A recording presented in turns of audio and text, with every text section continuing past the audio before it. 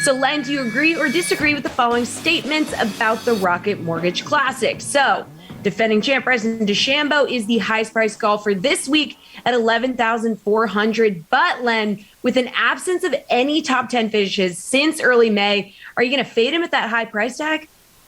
Yeah, Jesse, when I was trying to figure out the prices before the prices came out, and there are so few top golfers in this field, I thought DeChambeau could be 12,000. We don't see that very often, or maybe not even this season anymore. But at 11.4, I was really surprised. I would have thought a minimum of 11.7, 11.8, something like that. So I think he is very favorably priced. You're right. He has not been great of late. He has incredible highs. He has pretty low lows, at least for a top 5 player. But I think in light of the field and in light of what he did here last year, he just destroyed the course. He led the field in strokes gained off the tee. He led the field in strokes gained putting. No golfer had done that in the ShotLink era that goes back to 2003. I think Bryson DeChambeau could do very well this week. I'm chasing DeChambeau. Well, Webb Simpson, who had, past tense had, been pretty consistent all season, he is coming off a missed cut at the U.S. Open. So he's the third highest priced golfer this week. He's $10,600. Are you chasing or fading that he gets back on track here? This is a typical course and a typical situation where Simpson really thrives. He does a lot of his best work in the weaker fields. He has the potential to go super low. You're going to have to break 20 under this week. The thing about Simpson is he's played only twice since April. He's played both majors. He's been hurt. But I don't think he'd be playing this week if he didn't think he was doing better. You come out to the majors when you're not maybe in your top form or your top health, but when you come out to the Rocket Mortgage Classic in Detroit in the end of June, July, I think he's feeling better about himself. I think he's also a potential chase this week. Well, Jason KOKRAK followed up his win at the Charles Schwab Challenge with a missed cut at the U.S. Open. He's 9,500. Are you going to chase or fade that we get the version of him that was winning at the Charles Schwab?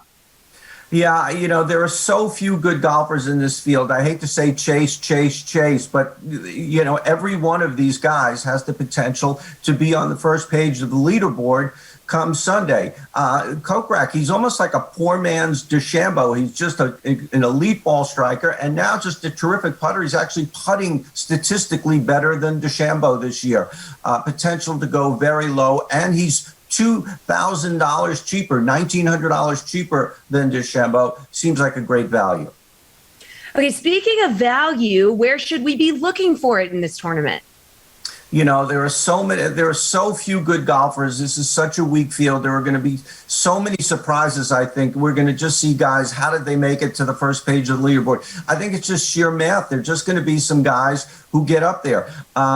Quickly, Cameron Tringali, $8,100, quietly having a very, very strong season. Top 20 in birdie average on tour. I think we're going to need to make, obviously, a lot of birdies this week. Going down a little bit further, Ches Reavie has come on strong the last 3 weeks out of nowhere. $7,600, going to ride the hot hand there. $7,400, Patton Kizzire, great putter. Top guy in greens and regulation, well, around 36th anyway, which is still really good. I think a lot of people are going to shy away from him because he's missed 3 straight cuts. But if you can stomach that, I think he has the potential to really be a factor this week. And if you really want to go super low, because some super low guys are going to make the cut this week, Chris Ventura, not a great season at all. He's only $6,200, but a fantastic putter. And he was actually top 25 here last year.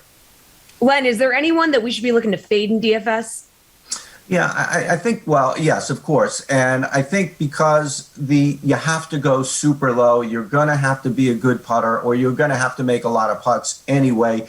Some of the top guys who aren't the best putters are obvious fades for me, or to move them to the side a little bit. Hideki Matsuyama, Will Zalatoris. Obviously, these guys could get hot on a given week and be there, but statistically, they are far back. And also Patrick Reed, who I usually really support in most situations, just has not been great lately. It's hard to really, jump on board for him.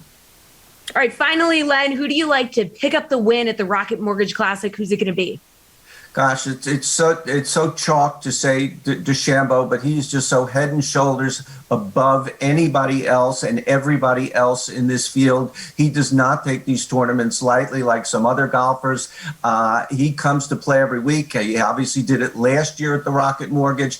I think DeChambeau is the obvious choice, but I'll throw out another name just for, if you're looking to go a different direction. Siwoo Kim has the potential to go 20 under and beyond. He also has the potential to miss the cut. He is a maddening golfer to back, but if you really want to take a gamble, I think he's a good place to go this week.